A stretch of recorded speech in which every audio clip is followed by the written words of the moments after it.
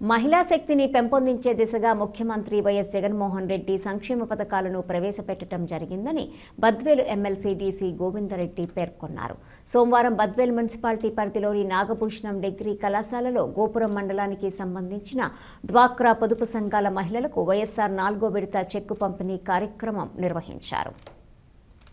అదేవిధంగా గోపురం మండలం నుంచి నలుమూల నుంచి వచ్చినటువంటి డ్వాక్రా అక్క చెల్లెమ్మలకు అందరికి కూడా హృదయపూర్వక నమస్కారాలు తెలియజేసుకుంటున్నాము.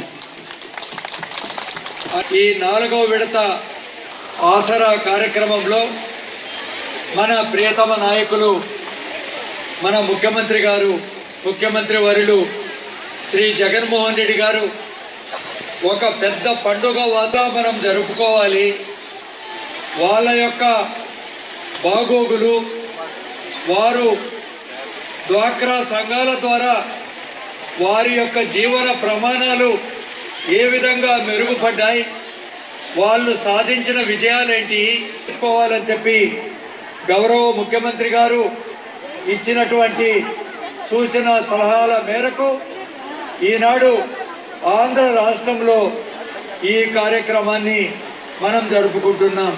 జగనన్నకు అత్యంతమైనటువంటి మరి ఏదైనా కార్యక్రమాలు ఉన్నాయి అంటే అక్క చెల్లెమ్మలకు సంబంధించినటువంటి అన్ని కార్యక్రమాల్లో, అన్ని అభివృద్ధి కార్యక్రమాల్లో జగనన్న ఏ విధంగా పాల్గొని వారు సాధించినటువంటి విజయాలు మరి 10 మందికి చెప్పేటువంటి ఈ కార్యక్రమం ఏ విధంగా జరుపుకుంటారో మనం ఒక్కసారి మరి నెమరు వేసుకోవాల్సినటువంటి అవసరం ఉంది.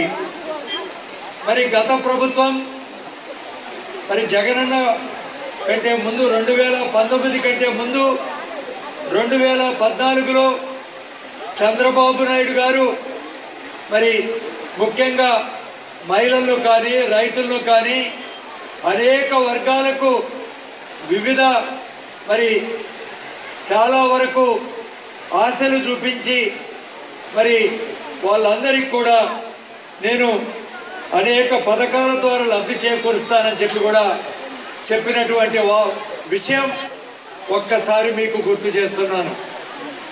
దాదాపు 80,000 కోట్ల రూపాయలు రైతన్నలకు ఆనాడు అప్పుండే 2014లో, అక్క చెల్లెమ్మలందరికీ కూడా డ్వాక్రా మహిళలకు 15,000 కోట్ల రూపాయలు అప్పులుండే. ఈ పూర్తి అప్పులన్నీ కూడా నేను అధికారం వచ్చిన వెంటనే ఈ రుణాలన్నీ కూడా మాఫీ చేస్తానని చెప్పి ఆనాడు చంద్రబాబు చెప్పినటువంటి విషయం మీకు ఒక్కసారి గుర్తు చేస్తున్నాను. అంతేకాదు ఆనాడు చంద్రబాబు నాయుడు గారు ప్రతి కుటుంబానికి కూడా ఒక ఉద్యోగం ఇస్తానని చెప్పినాడు. అంతేకాకుండా నిరుద్యోగులందరికీ కూడా నిరుద్యోగ భృతులు ఇస్తానన్నాడు. మరి స్కూల్ పిల్లలకు ల్యాప్టాప్లు ఇస్తానన్నాడు. అనేక కార్యక్రమాలు 600 హామీలు ఇచ్చినాడు చంద్రబాబు నాయుడు గారు. చివరికి ఎలక్షన్ల ముందు కేవలం పసుపు కుంకుమ అనేటువంటి కార్యక్రమం ద్వారా మీకందరికి కూడా మరి ఏదో ఒక విధంగా మళ్ళీ ఓట్లు వేయించుకోవాలని చెప్పి ఆనాడు ప్రయత్నం చేస్తే మీరందరూ కూడా తాను చేసినటువంటి మోసాన్ని గ్రహించి మరి ఈయనను ప్రభుత్వాన్ని సాగనంపాలి, జగనన్నను ప్రభుత్వాన్ని తీసుకురావాలని చెప్పి కంకణం కట్టుకొని జగనన్నను 2019లో కేవలం అక్క చెల్లెమ్మల యొక్క ఆశీర్వాదం వల్లనే, మీ బలం వల్లనే 151 సీట్లు జగనన్న గెలిచారు. అంటే మీ యొక్క ఆశీస్సులు, మీ యొక్క బలం వల్లనే ఇది సాధ్యమైనటువంటి విషయం అని చెప్పి కూడా ఈ సందర్భంగా తెలియజేసుకుంటున్నాను. జగనన్న మీకు ఆనాటికి 2019కి 25,000 కోట్ల రూపాయలకు పైగా అప్పు డ్వాక్రా చెల్లెమ్మలందరికీ కూడా ఉంది.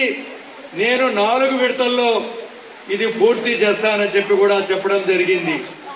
నిజానికి 25,500 71 కోట్ల రూపాయలు ఈ రుణమాఫీ డ్వాక్రా అక్క చెల్లెమ్మలందరికీ కూడా 4 విడతల్లో చేస్తానని చెప్పారు.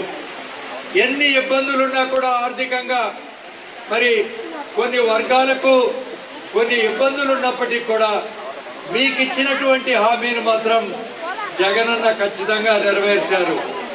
మరి ముందు ఉన్నటువంటి 3 విడతల్లో 19,176 కోట్ల రూపాయలు ఆర్థిక సహాయం చేస్తే 6,395 కోట్ల రూపాయలు 6,395 కోట్లు ఈ 4వ విడతలో రుణమాఫీ చేసి తనిచ్చినటువంటి మాటను పూర్తిగా అమలు చేస్తున్నటువంటి విషయం ప్రతి అక్క చెల్లెమ్మలందరికీ కూడా గుర్తు చేస్తున్నాను. ఈనాడు గొప్ప ఎత్తున ఏ పథకం చూసినా కూడా అక్క చెల్లెమ్మలకు ఇచ్చేటువంటి పథకాలు జగనన్న 33 సంక్షేమ పథకాలు ఈనాడు ఇస్తున్నటువంటి విషయం తెలుసు. ఈ సంక్షేమ పథకాల్లో అతి ముఖ్యమైనటువంటి పథకాలు జగనన్న అమ్మఒడి, కాపు నేస్తం, చేయూత, వైఎస్ఆర్ 0 వడ్డీ, నేతన్న నేస్తం, పెన్షన్ కానుక, రైతు భరోసా, వైఎస్ఆర్ ఉచిత పంటల బీమా, 0 వడ్డీ పథకం, ఇన్పుట్ సబ్సిడీ, మత్స్యకార భరోసా, జగనన్న వసతి దీవెన, జగనన్న విద్యా దీవెన, జగనన్న వాహన మిత్ర, వైఎస్ఆర్ లానే